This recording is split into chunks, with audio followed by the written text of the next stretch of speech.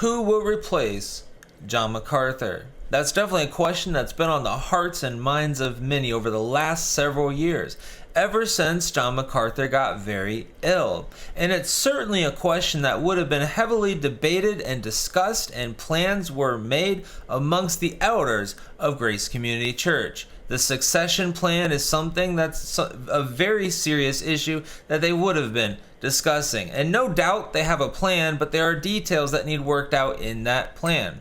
In this episode, I'm going to reveal what an elder shared in an interview about that plan.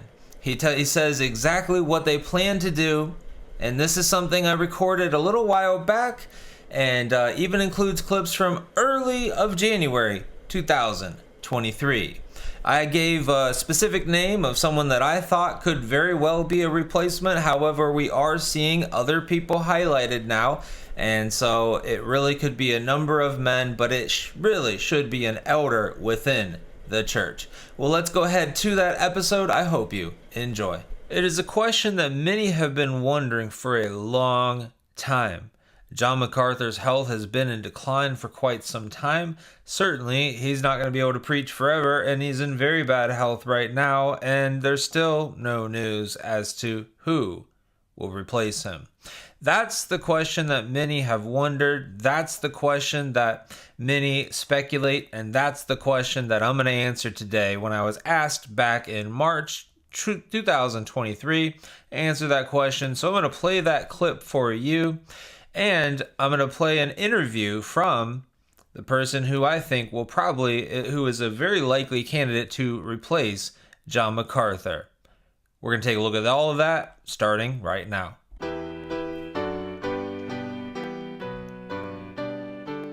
Welcome to Truth Transforms. My name's Adam Markley. We're going to dive right into that. Before we do, if you're new here, I want to let you know I've got a free resource for you. And that is entitled Lessons in Philippians. It is a walk through the book of Philippians, an overview of Philippians, and I hope you enjoy that short little ebook. You can pick that up at preachingforgodsglory.org/gift. That is preachingforgodsglory.org/gift. Link is also down there in the description. So we're going to go right to this clip here. This is from a video that I did right around the time of the Asbury revival. I was interacting with some comments. And so this is in March of 2023, quite some time ago. Also, a little trigger alert. You're going to hear a name that is going to bring up some not so fond memories, I guess. So just an alert on that. Remember, this was recorded way back before any of all that stuff started. Here it is. Just wondering, who's next in line to be the pastor at Grace Community Church? That's on the video, John MacArthur, and the need for convictional preaching. I think Mike Riccardi is going to be most likely the successor. I really think he's being prepared for the role. He's the one that's being platformed. He's the one that was at, I think, the Truth Matters conference, I believe, for the last few years, actually. I think he was at G3. He's been at a number of different conferences with John MacArthur and without John MacArthur.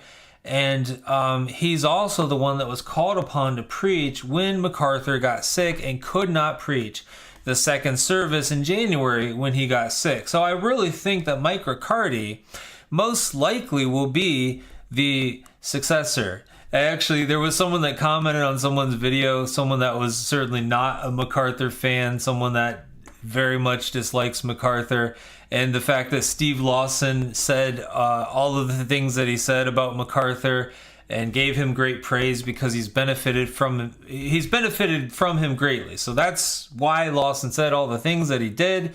And this person said Lawson's getting ready he's going to take over. He's going to be MacArthur's successor. I can't imagine what Lawson would think hearing that. I mean, it's just the age factor. That's not the age that you would pick for a successor. You would definitely not pick someone of that age. You would pick someone much younger who has many years ahead of them. Lawson has great ministry and is going to continue to be doing his ministry for quite some time, but He's not going to be taking on something like that at his age. I can guarantee that. That's not something that you don't hand that over to someone at that age. First off, it's going to go to an elder in the church. There's absolutely no reason why that should go to anyone outside of Grace Community Church.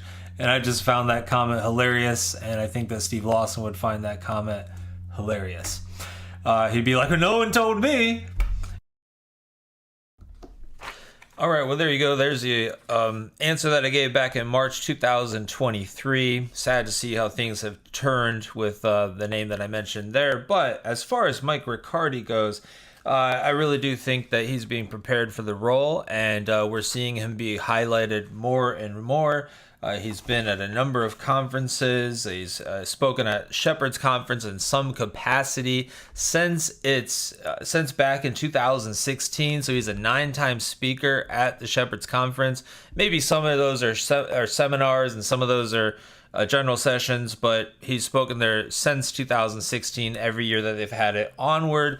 He's spoken recently at a Puritan conference. He spoke at the Puritan Reformed Theological Seminary, the Essentials Conference at Countryside Bible Church with, I forget the man's name, G3 National Conference, regular G3 speaker on the whole circuit there, spoken at other G3 conferences, recently at the Cessationist Conference, Banner Truth conferences, and recently at a Coram Deo conference, and is scheduled to speak at many of these conferences coming up.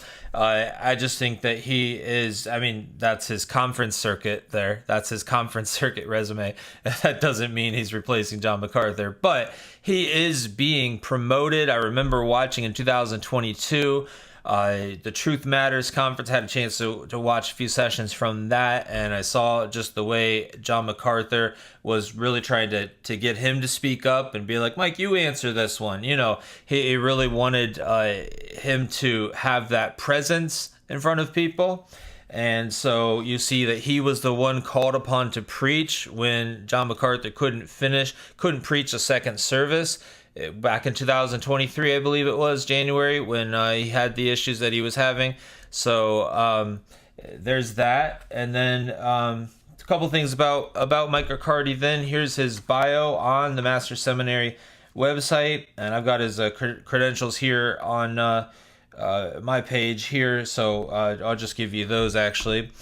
2012, he got his MDiv from the Master Seminary. 2015, he got his THM, that's Master of Theology, from the Master Seminary. In 2021, he got his PhD from there as well. He's been the outreach pastor. Everything I can tell, he's been the outreach pastor from 2011 onward at Grace Community Church. I couldn't find an exact date when he started, but that seems to be what it is. And he's been co-pastoring Grace Life, which is, I guess, a Sunday school. They call it a Sunday school. It's basically...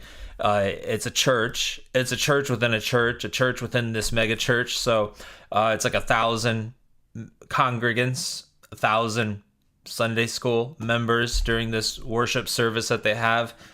So he's co-pastoring this with Phil Johnson. They have like a full out worship service, and they have Q&As and things like that at other times. And so that you see him in that role. He's got multiple books published. In fact, he contributed to Biblical Doctrine. This book right here.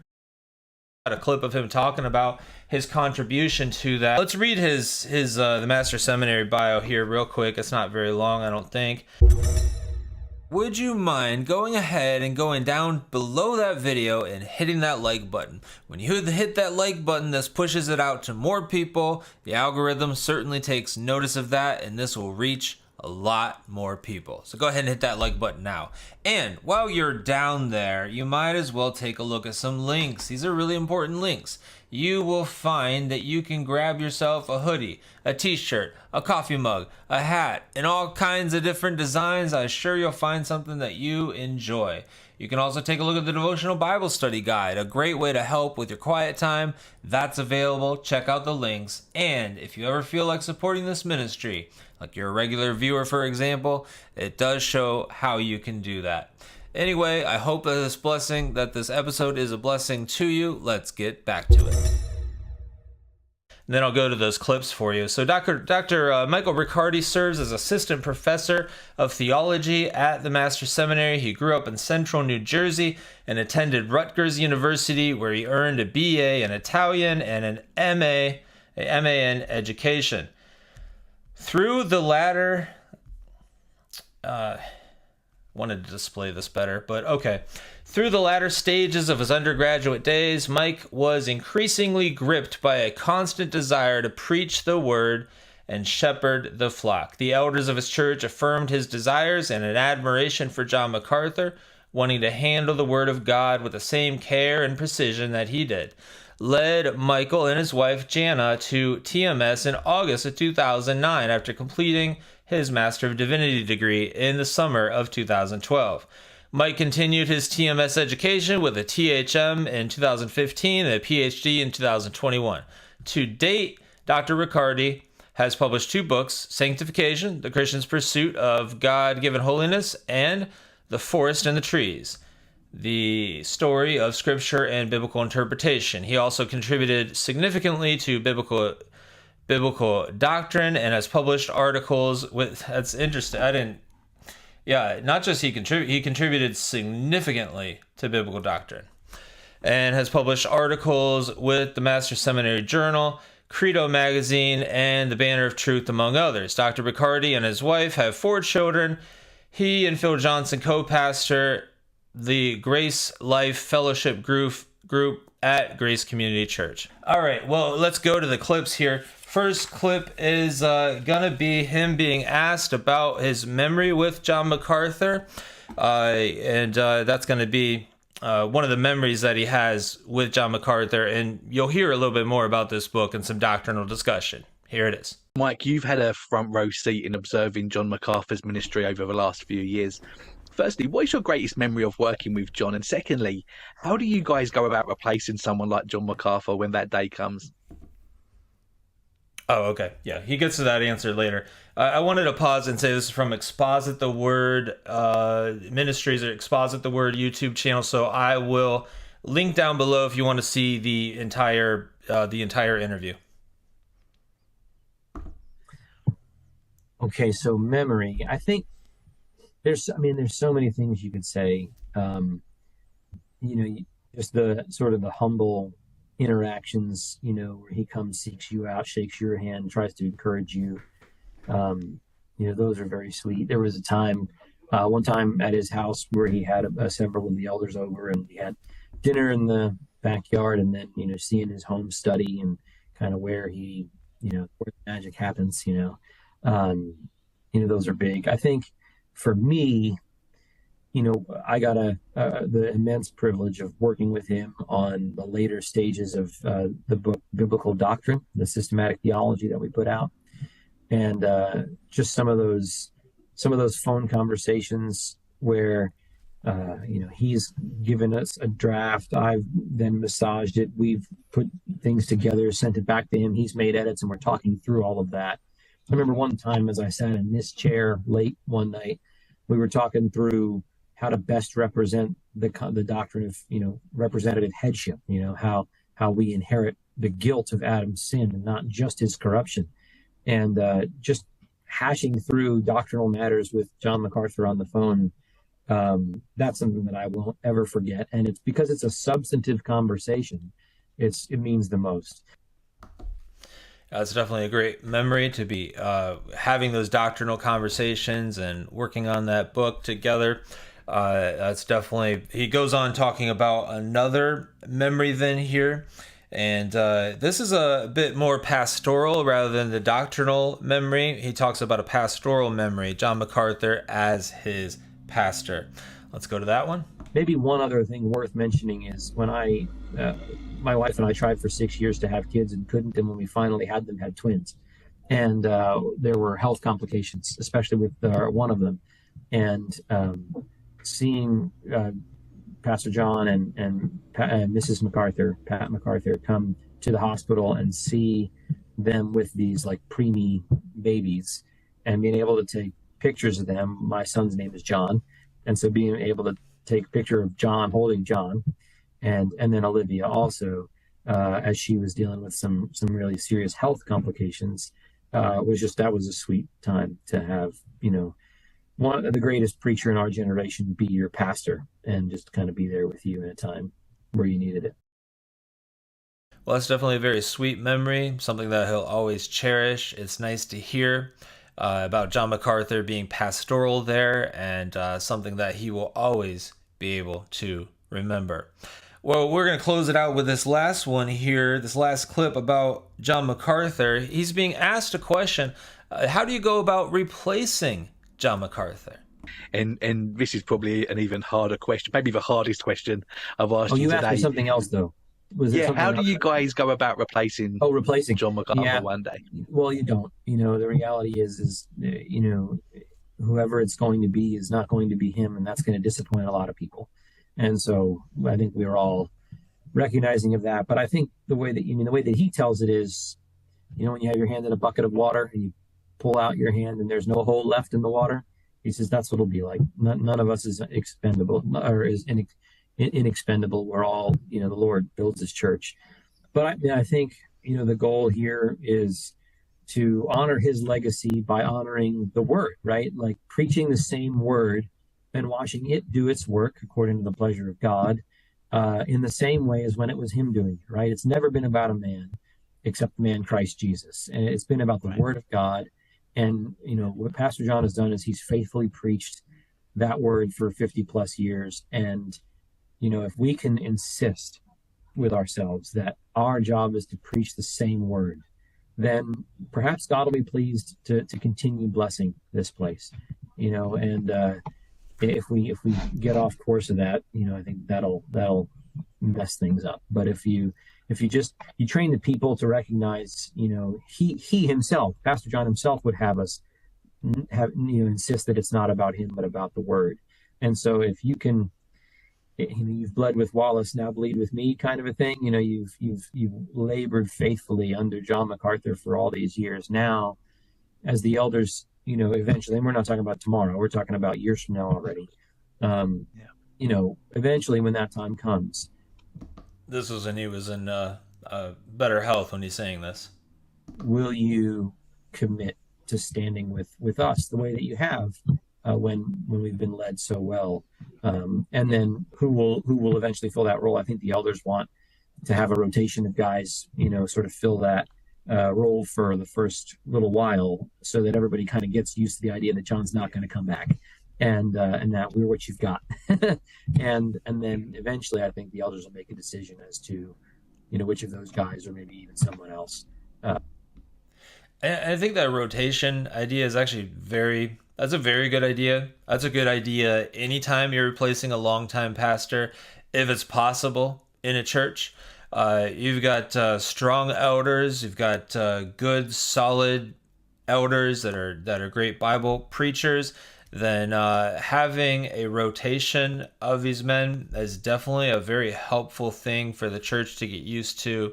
If a pastor was pastoring a church 20, 30 years, 10 years, any length of time, that the church is just so, especially the church that really loves their pastor, then it's a very good idea, absolutely, to have other men kind of fill that void for a time, especially while they're looking for a pastor and all of that. But certainly raising up a pastor from within the church, having an elder in the church is absolutely ideal. I really think at Grace Community Church, it should be an elder.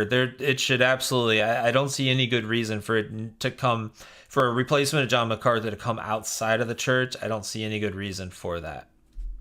Occupies that role full time, and whoever that guy is will need a lot of help, a lot of support. And my desire is to see the people of Grace Church served well and ministered to and cared for in a what is a potentially turbulent, difficult time, because you just love somebody so much and you're used to them for so long. And not that there will be unnecessary turbulence, but just when that happens, it's a time of transition. And my great heart is, I want to care for those people during that transition, and God will raise up who it is next. Well, there you go. Yeah, it's interesting that he talks about the turbulence because he understands when a pastor is so beloved, there are a lot of challenges that come with that, and especially when that love is raised to the level that it is of John MacArthur, which, with some it gets to an unhealthy level. Hopefully, not too many in the church, but yeah. So that certainly would lead to a big challenge for the man walking in his footsteps. But I really do think that John MacArthur wants it to be Mike Riccardi, and we'll just see what happens. But that's kind of what I say when I'm asked. I think it's going to be Mike Riccardi. I think that's kind of one of the top picks there. Certainly, they're not going to be releasing that, and it's interesting to hear him talk about the plans of having multiple elders rotating for a while, and I think that is definitely a good idea. Well, we want to continue to pray for John MacArthur, pray for his health. We got to see from him a video, for the Shepherds Conference, but mostly there's been silence for a very, very long time regarding his health. I guess he's at home recovering, or he's at home, and so we should be praying for him definitely, and praying for Grace Community Church as they consider the steps ahead of them of choosing a successor for John MacArthur when that time comes. First off, with the elder rotation, probably would be the first thing to come. Well, if you're new here, go ahead and hit subscribe if you like biblical content. I've got preaching and teaching on this channel. Also, don't forget to take advantage of that free resource. If you want to donate to this ministry, you can do so by going to preachingforgodsglory.org/donate. That helps a lot if you really do appreciate this ministry. And I'll be talking further about what it is to be a truth supporter, and that's on your screen there as well. God bless you. I will see you in the next video. Actually, I talked about Lordship salvation and free grace. Go ahead, that's on your screen now. You'll want to watch that. It's a very interesting question that I was asked regarding Lordship salvation. It is in reference to Steve Lawson and John MacArthur, who are proponents of Lordship salvation. Go ahead and watch it. I'll see you over there. God bless. Also want to let you know what I am opening up here to everyone for the time being. I'm working through the Lordship salvation versus free grace theology, doing some teachings in there. I definitely release from time to time some Theology Thursdays. I want to give you kind of some preview of that. And what you do get as a truth supporter is you get to ask questions, and you get to even have call-in, like voice questions. Well, I'm going to offer that to everyone right now. I want you to ask a question if you have a question. I'm interested in Lordship salvation versus free grace theology. Any questions you might have, you can ask those questions by going to preachingforgodsglory.org/questions, or you can email me at questions@preachingforgodsglory.org. So those are the ways that you can do it. Just to show you real quick, don't want to labor this on too long, but I want you to see, go to that website. This is what it looks like. And so you can ask a question. Just click on here to ask a written question. And here you can ask a voice question. You ask a written question, and basically you can ask your question. You can choose your topic. I have some different topics there. Here's your Lordship topic. So I'm kind of interested in some of those questions. I'm definitely putting priority on voice questions, though. You can come here and you can record a voice message, and I'll be interacting with those voice messages in the teachings and other podcasts. So if you'd like to leave a voice message, it's 90 seconds. You can do that. Absolutely. That's open for you now and fully available.